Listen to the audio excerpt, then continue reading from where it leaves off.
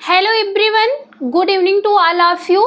आज की क्लास में हम एक बहुत ही इम्पोर्टेंट टॉपिक पे डिस्कस करने वाले हैं। जितने भी स्टूडेंट्स प्रेजेंट टाइम में या फिर आने वाले समय में भी और इसके पिछले समय से भी तैयारियां कर रहे हैं टीचिंग की, वो सभी के लिए एक बहुत ही इम्पोर्टेंट टॉपिक है। हर एग्ज़ाम में टीचिंग के आता है, चाहे अभी आप जो है कोई एकेडमिक कोर्स कर रहे हो या फिर एग्ज़ाम भी दे रहे हो टीचिंग का, सभी में बहुत ही कॉमन टॉपिक है जिसे इंडक्टिव और डिडक्टिव मेथड के नाम से जाना जाता है। जिसका मतलब होता है कि आगमन विधि और निगमन विधि। इसका प्रयोग कब किया जाता है? जब एक टीचर जो है क्लासरूम में जाता है, बच्चे को पढ़ाता है, कोई भी टॉपिक को समझाने का प्रयास करता है, तब वहाँ पे इस विधि का प्रयोग किया जाता है कि वहाँ पे बच्चे के लिए आगमन विधि का प्रयोग किया जाता है या फिर निगमन विधि का प्रयोग किया जाता है। हमारे लिए इम्पॉर्टेंट ये है आज की क्लास कि आखिरकार ये दोनों विधियों में डिफरेंट क्या पाया जा रहा है। तो आज की क्लास में हम पूरा डिटेल्स में इसके बारे में डिस्कस करेंगे। इसमें कोई भी पॉइंट छूटेगा नहीं और आप एकदम आसान भाषा में इस टॉपिक को समझ पाएंगे। अगर आप इस चैनल पे नए हैं तो चैनल को सब्सक्राइब कर दीजिएगा और इस क्लास को लाइक कर दीजिएगा, अपने फ्रेंड सर्कल में भी शेयर कर दीजिएगा जिससे कि सभी की हेल्प हो सके। तो चलिए अपने क्लास की हम शुरुआत करते हैं। हमने यही बताया आप लोगों को कि जो आगमन विधि है उसे इंडक्टिव मेथड कहा जाता है और जो निगमन विधि है इसे डिडक्टिव मेथड कहा जाता है। आपसे इंग्लिश में भी पूछा जा सकता है और ये हिंदी विधि भी नाम जो है पूछा जा सकता है, इसलिए आप दोनों नाम को याद रखिएगा कि आगमन विधि के इंग्लिश है इंडक्टिव मेथड और निगमन विधि का मतलब होता है डिडक्टिव मेथड। इसमें हम बात करेंगे, सबसे पहले एक को समझिएगा आप, तो दूसरा बहुत ही आसान भाषा में समझ पाएंगे। देखिएगा, जब टीचर जो क्लासरूम में जाता है वो बच्चों को समझाने का प्रयत्न करता है किसी भी टॉपिक को, किसी भी पॉइंट को। जैसे मैं यहाँ पे खड़ी हूँ आप लोग को कुछ बताने के लिए किसी टॉपिक को, तो यहाँ पे अगर मैं पहले आपको एग्जाम्पल स्वरूप समझाऊँ, कोई भी बात अगर आपको बतानी हो, जो टॉपिक पढ़ाना है, चाहे वो कोई कहानी हो, कोई भी पोयम हो, कोई भी ऐसे पॉइंट हो जो समझाते समय पहले बच्चे को एग्जाम्पल बताया जाए। जब एग्जाम्पल बता करके उसके बाद हम सिद्धांत की ओर बढ़ते हैं, तो सबसे पहले एग्जाम्पल बता देना ही इंडक्टिव मेथड कहलाता है। इसे ध्यान से नाम से समझिएगा। ये शुरुआत में आगमन जो लिखा है, आ शब्द आ रहा है, तो ये आ में सामने की ऊ की तरह बना हुआ है। यहाँ से आप पहचानिएगा कि आगमन विधि का मतलब होता है कि जब आप उदाहरण से नियम की ओर लेके बच्चों को बढ़ते हैं तब वो आगमन विधि होता है। और वहीं पे अगर हम निगमन विधि की बात करते हैं तो शुरुआत में निगमन में नी लिखा है।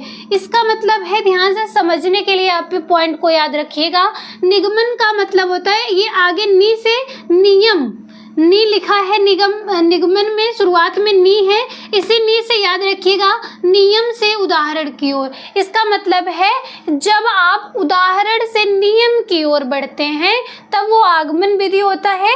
और इसके बाद जब आप पहले नियम बताते हैं, फार्मूला बता देते हैं, पूरी पॉइंट को सॉल्व करने के बाद लास्ट में बच्चे को आप कोई उदाहरण बता रहे हैं, ऐसी विधि को निगमन विधि कहा जाता है। इतना समझ में आया आप लोगों को? आगे देखिएगा, आगमन विधि में हम दूसरे पॉइंट की बात करते हैं, तो मूर्त से अमूर्त की ओर बढ़ना। मूर्त और अमूर्त का मतलब क्या होता है ये समझिएगा। मूर्त का मतलब होता है ऐसी चीज़ें जो हमें दिखाई दे रही हो, जो हम समझ रहे हों, यानी कि जो चीज़ें हम देख पा रहे हैं, उसे टच कर पा रहे हैं, हमारे सामने है वो चीज़ें, वो मूर्त है। और जो चीज़ें हमें दिखाई नहीं दे रही है उसके बारे में बस हम अनुमान लगा रहे हैं और उसके बारे में जानने का भी प्रयास करें, हम उसके बारे में कुछ भी जान रहे हैं, मानने की अज्ञात चीज़ें जो भी हैं वो क्या है, अमूर्त है। इसका मतलब है मूर्त से अमूर्त की ओर बढ़ने का मतलब है जो चीज़ें मुझे पता है वहाँ से हम जहाँ नहीं पता, जो चीज़ें हम नहीं जानते उसकी ओर बढ़ना, मतलब कि ज्ञात से अज्ञात की ओर जब आप बढ़ते हैं। वहीं पे निगमन विधि देखिएगा, अमूर्त से मूर्त की ओर बढ़ने का मतलब है पहले आप अमूर्त को ही देख लेते हैं, पहले आप नियम को ही समझ ले रहे हैं, पहले आप नियम देख रहे हैं, फिर उस नियम के आधार पर आप धीरे धीरे बढ़ रहे हैं।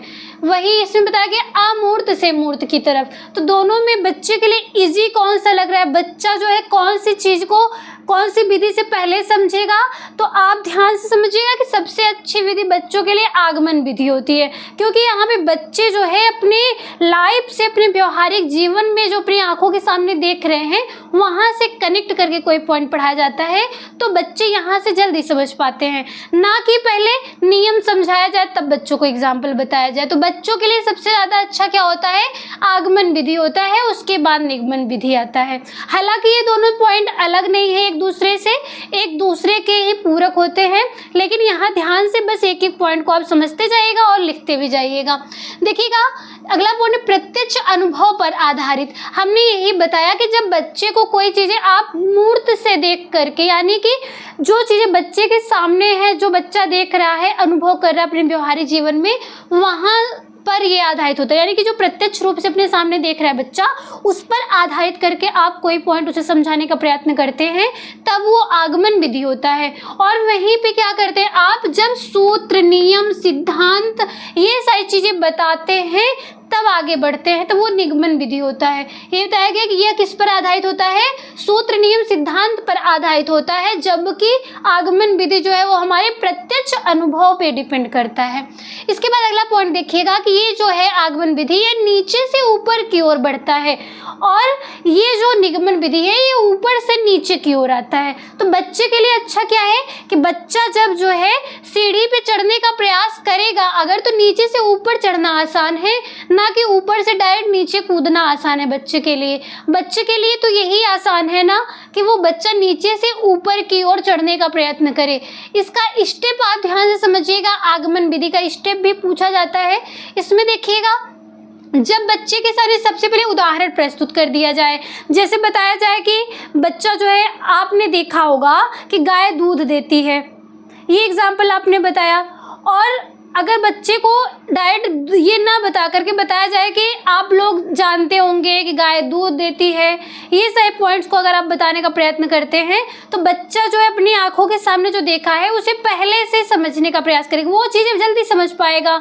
और जो चीज़ बच्चा नहीं देख पाया है, नहीं समझता है, अब बच्चे से पूछिए आप कि अमूल दूध जानते हो बच्चों, अमूल दूध कैसे प्राप्त होता है, या फिर अमूल दूध बनने का पूरा प्रोसेस आप पहले बता दें, उसके बाद आप बताते हैं कि ये सारी चीज़ों को मिश्रित करके तब अमूल का दूध प्राप्त होता है जो बच्चे पीते हैं। तो बच्चा जो है कौन सी विधि को पहले समझेगा, जो अपनी आंखों के सामने वो देख रहा है वहाँ से वो जल्दी सीखेगा। इसीलिए देखिएगा यहाँ पे स्टेप बताया गया आगमन विधि में, उदाहरणों का प्रस्तुतिकरण, इसके बाद दूसरे पॉइंट पे निरीक्षण और विश्लेषण, इसके बाद नियमीकरण या सामान्यीकरण, फिर परीक्षण एवं सत्यापन। इसका मतलब है बच्चे के सामने आप उदाहरण प्रस्तुत कर दिए, कोई उदाहरण बच्चे के सामने रखते हैं, फिर बच्चा जो है उसको समझता है, देखता है और उसे समझता है। इसके बाद है कि वो नियम जो है उस नियम पर पहुंचता है समझने के बाद, और कोशिश करता है समझने का कि जो ये मैम ने या टीचर ने, जो भी टीचर हैं, बच्चा सोचता है कि जो टीचर ने हमें बताया है वो उदाहरण इस नियम से सटीक बैठ रहा है या फिर नहीं बैठ रहा है, यानी कि दोनों को समझने का प्रयत्न करता है, सामान्यीकरण करता है। इसके बाद परीक्षण और सत्यापन करता है कि ये जो विधि है इस प्रकार से हुई है वो सही है या फिर नहीं सही है, यानी कि वो उदाहरण से नियम की ओर बढ़ा है। इसका मतलब ये क्या है, आगमन विधि है। वहीं में निगमन विधि का देखिएगा स्टेप, सबसे पहले इसमें सामान्य नियम का प्रस्तुतिकरण किया था। बच्चे को जैसे मैथ बताते हैं आप लोग, तो बच्चे को पहले फार्मूला बता दिया जा रहा है, उसके बाद दिया जाता है कि ये क्वेश्चंस को इस फार्मूले पे रख करके आप सॉल्व करिए, ऐसा बताया जाता है। वही बात है, सामान्य नियमों का प्रस्तुतिकरण करते हैं, फिर संबंधों की स्थापना करते हैं कि वो किस प्रकार से ये नियम किसी उदाहरण पे सटीक बैठता है।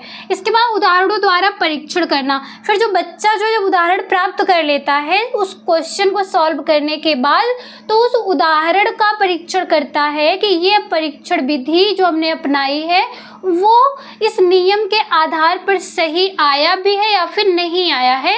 तो ये बातें क्या है, निगमन विधि के अंतर्गत आती हैं। अगला पॉइंट देखिएगा आप कि जो आगमन विधि होती है इसमें नवीन ज्ञान की खोज की जाती है, यानी कि बच्चा जो है, जब आप उदाहरण के आधार पर बच्चे को समझाने का प्रयत्न करते हैं तो बच्चा ये बताता है, थिंकिंग करता है, समझता है कि मैम या सर कि ये चीज़ जो इस प्रकार से है, क्या ये भी तो कुछ बच्चा अलग सोचता है, फिर बताता है कि ये पॉइंट भी तो यहाँ हो सकता था। यानी कि बच्चा अपने तरीके से कुछ नया खोजता है, कुछ नया जानकारी प्राप्त करता है, फिर टीचर से उस पॉइंट पे इम्प्लीमेंट करने का प्रयास करता है। तो ये बातें होती हैं कि जो आगमन विधि है इसमें नवीन ज्ञान का खोज होता है, जबकि वही निगमन विधि में जब नियम पर आधारित होता है तो यहाँ बच्चा कुछ नया नहीं सीख पाता है, ना ही समझने का प्रयास करता है। बच्चा डायरेक्टली क्या करता है, जो नियम, जो फार्मूला, जो सिद्धांत सर ने बता दिया, मैम ने बता दिया, उसी सिद्धांत के आधार पर वो आगे बढ़ गया, बस बात खत्म। वो कोई नई चीज नहीं सीख पाता है। यहाँ पे किसी नए ज्ञान का जो खोज नहीं होता, कोई नया ज्ञान नहीं प्राप्त होता, जबकि आगमन विधि में नए ज्ञान की खोज होती है। इसके बाद देखिएगा, ये जो आगमन विधि है ये धीमी प्रक्रिया है, क्योंकि बच्चा इसमें कुछ नया खुद से सोचने समझने का जब प्रयत्न करता है, कुछ नया खोजेगा वो, तो यहाँ पे भी प्रक्रिया बहुत धीरे से चलती है। जैसे अगर आप लोग नॉर्मल एग्जाम्पल के तौर पे लीजिए कि बच्चे को कोई क्वेश्चन आप सॉल्व करने के लिए दिए हैं, वो बच्चा जो है नहीं सॉल्व कर रहा है, बार बार सॉल्व करने का प्रयत्न करता है, तो बच्चे की जो क्रिटिकल थिंकिंग है वो डेवलप होती है।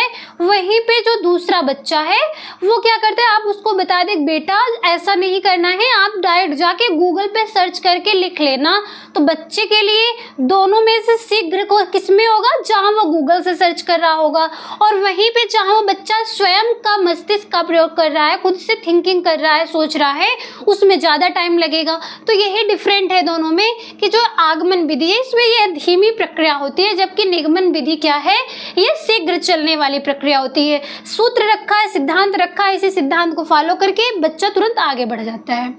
आगे देखिएगा, इसमें आगमन विधि में खोज करना, यानी कि इसमें कुछ नया खोज रहा है बच्चा। जब बच्चा जो है खुद से क्रिटिकल थिंकिंग करता है, कुछ नया खोजता है, तो जो सर ने बताया है, उदाहरण के बाद कहा है कि इस नियम तक जाएगा, ये अगर उदाहरण को आप रखेंगे तो इस नियम तक पहुंच पाएंगे, तो इसके बीच में बच्चा कुछ नया भी खोज देता है।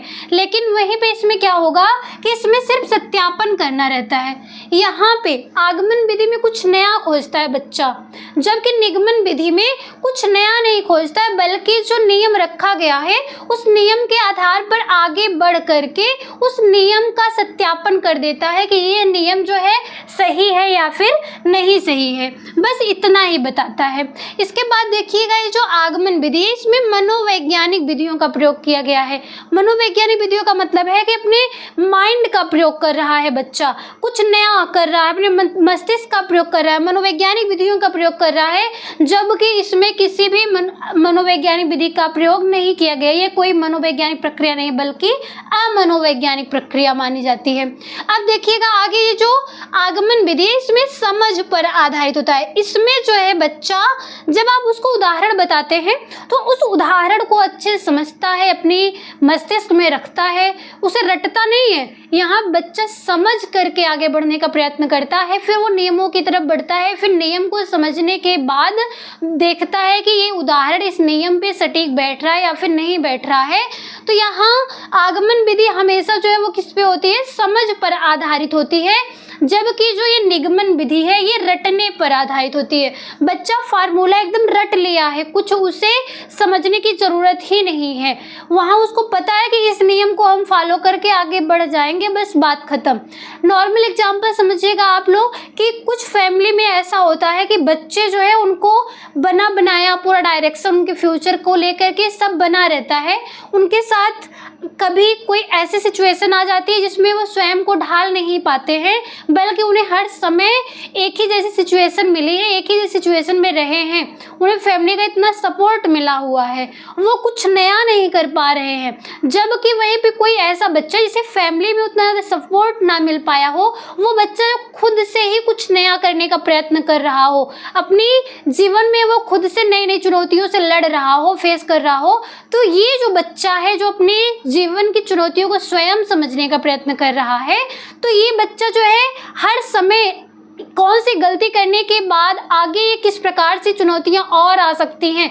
यानी कि बच्चा हर समय कुछ ना कुछ नया सीखता है, जबकि वहीं जो बच्चा दूसरा है जिसको पूरी चीज़ें फैमिली से बनी बनाई मिलती है वो इतना स्ट्रांग नहीं हो पाता है।